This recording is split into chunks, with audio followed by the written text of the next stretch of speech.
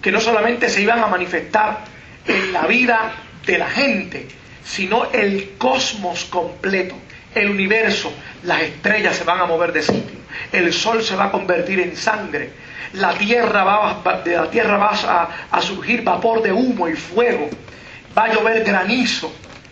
Eventos extraordinarios tenían que suceder para que llegara esa edad de oro, esa edad de paz, de prosperidad, de justicia, y obviamente la edad donde el pueblo escogido iba a ser el protagonista.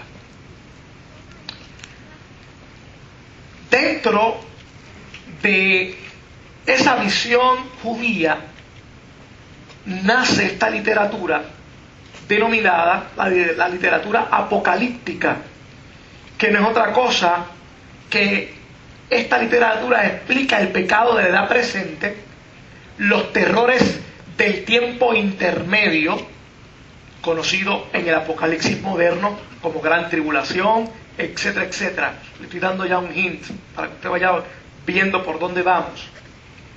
Bendiciones de la edad por venir, sueños y visiones del fin del mundo. Y a mí me parece haber escuchado al pastor Román el martes pasado decir que esta literatura apocalíptica era muy conocida porque sus escritores utilizaban como fuente, como recurso para poder escribir esto, las visiones y los sueños. Correcto, ¿verdad que sí? Y obviamente ese era el punto de referencia de estos escritores que podían interpretar cómo iba a suceder este lapso de tiempo, el momento final de la edad presente, el momento intermedio entre la edad presente y la edad por venir, y precisamente las bendiciones de la edad por venir.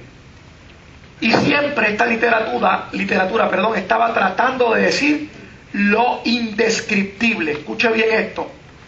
La literatura apocalíptica siempre estaba tratando de decir lo indescriptible, o sea, algo que no podíamos quizás ni imaginarnos, e inclusive de decir lo indecible, aquellas cosas que posiblemente no acostumbrábamos a decir en la liturgia o en la literatura sapiensal, los proverbios, el libro de sabiduría, etcétera, o en los salmos, o en los libros de historia. Así que estas cosas que no se decían en esos libros, sí estaba, entre comillas, permitido poder escribirlo dentro de la literatura apocalíptica. Y obviamente se mencionaron varios libros del Apocalipsis, de los Apocalipsis judíos, entre los cuales está el libro de Enoc. Inclusive escuché al pastor decir, y referencia de un autor que ha compilado, un tal Macho a la décima potencia, como le decía él, Díaz Macho, autor que recopila precisamente estos autores de los Apocalipsis, que algunos dicen que son apócrifos. Y entre ellos están los oráculos sibilinos, los testamentos de los 12 patriarcas, la ascensión de Isaías, la asunción de Moisés. Yo sé que esto se dio, pero para poder caer en el contexto estoy repitiéndolo. El Apocalipsis de Baruch, el cuarto libro de Esdras, son algunos de los apocalipsis que los judíos tenían y que aparecían en ese momento como parte de esta literatura apocalíptica. Ciertamente, la aparición de esta literatura apocalíptica, y ahora sí vamos al contexto para poder entender muchas cosas de lo que está pasando en el momento de hoy y de lo que la Iglesia en el último siglo ha vivido y ha interpretado. Dentro de esta literatura apocalíptica también estaba la literatura profética. Y obviamente el pastor Moisés quiso que pudiéramos explicar con relación a lo que es la literatura apocalíptica y lo que es la literatura profética. Porque yo creo que sirve de guía inclusive para el día presente. Así que yo quisiera hacer, y después vamos a entrar de lleno en lo que es el aparato, lo que es yo puse y describí esto como el aparato, la figura y el contenido de la apocalíptica. Vamos a ver eso, pero quisiera que vayamos viendo claramente esta diferencia que existe entre esta literatura apocalíptica y lo que era la literatura profética. En primer lugar, la literatura profética pensaba en términos del mundo presente. Y obviamente, ¿por qué tenemos que tomar aquí, antes de seguir hacia adelante con la apocalíptica, esta comparación entre la literatura profética y la apocalíptica? Porque inclusive la literatura profética también habla de eventos del porvenir. Y nosotros hemos asumido que solamente el libro de Apocalipsis es de eventos del porvenir, ¿no?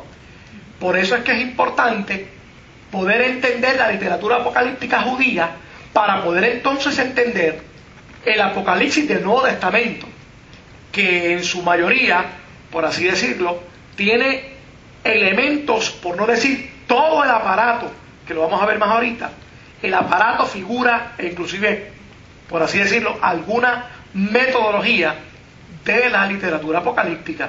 Por lo tanto, cuando entendemos la literatura profética y vemos en su contexto la literatura apocalíptica, cuando vayamos más adelante a entrar al libro del Apocalipsis, se nos va a hacer mucho más fácil y vamos a digerir y vamos a entender por qué se escribe y por qué escriben, y hay tantas escuelas de interpretación del libro del Apocalipsis del Nuevo Testamento.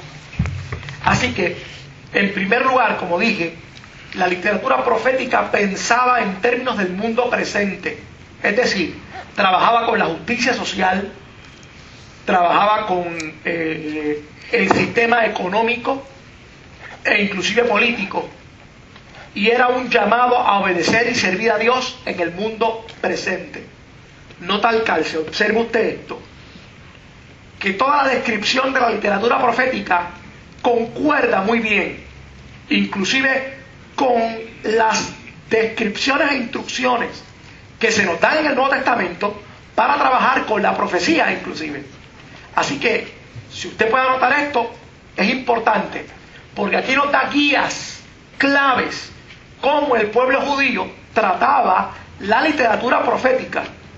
Así que si yo trataba la literatura profética con estos cánones, ¿y qué se esperaba de eso? ¿Qué más nosotros en el tiempo presente podemos esperar de la profecía en este momento? Inclusive, cuando hay instrucciones específicas, claras, de que hay que escudriñar y estudiar con los 4 dedos de frente la profecía que se nos dé. Por eso, nosotros hemos siempre hecho un énfasis de que esta iglesia cree en la palabra profética, pero obviamente siempre y cuando pase el sedazo de las Sagradas Escrituras y de lo que la iglesia y de lo que el mundo cristiano y judeocristiano ha vivido con relación al mundo profético, la literatura profética e inclusive a la profecía per se. Así que eso es un detalle importante que aquí nos ayuda a poder distinguir y no mezclar la gimnasia con la magnesia, ¿no?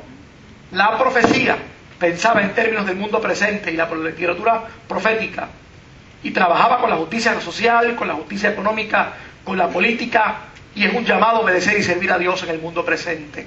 Eso es fundamental, bien importante. Número 2, había un concepto de que había que reformar este mundo.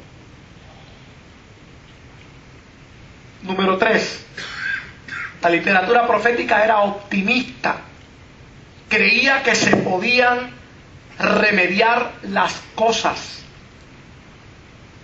Si nosotros hacemos una buena exégesis, y el que hace exégesis no puede quedarse en un solo libro, tiene que ver la Biblia en su contexto general.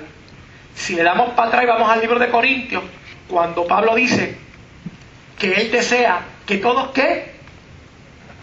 ¿Todos qué? Profeticen. Usted entonces, cuando va viendo estas cosas, usted entiende por qué Pablo quiere que todo el mundo profetice. Porque el que va a profetizar